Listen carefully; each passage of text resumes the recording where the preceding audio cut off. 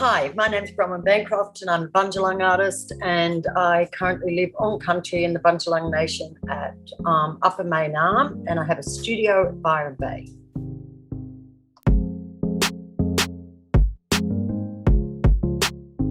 I think one of the key components of being an artist, particularly in relation to being an Aboriginal or Torres Strait Islander artist in Australia, is that we have an opportunity to protect our work.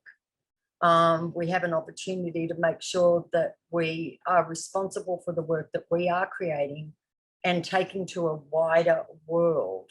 And I think that arts law in particular provides services that allow us to be able to negotiate what I call the minefield of licensing, copyright infringement, copyright protection, and a variety of other issues that may arise in the life or the journey of an artist.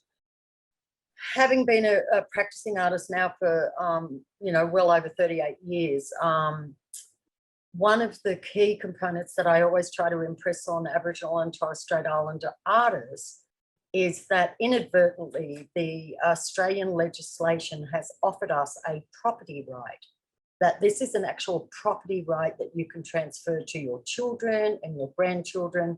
And so therefore it is an inadvertent gift by the people who make very complicated legislation that we have the opportunity to explore. I think one of the many important things that you can utilise arts law for is actually as a resource. So we did have a problem at Bamali, and we went through for a reference to arts law for a potential lawyer that could help us with some tricky stuff that we had going on in the organisation lately. And since then, we've been so lucky as an organisation to be able to have pro bono lawyers, and that referral came through arts law. That was incredibly valuable for our organisation. So referrals and access to information is also another key moment for, going to arts law. The complexity of the work around what they do is, pretty amazing. So I think they perform an exceptional function on behalf of Aboriginal and Torres Strait Islander artists in this country. We can't just go and put our head in the ground and go, oh, all of this legislation doesn't exist.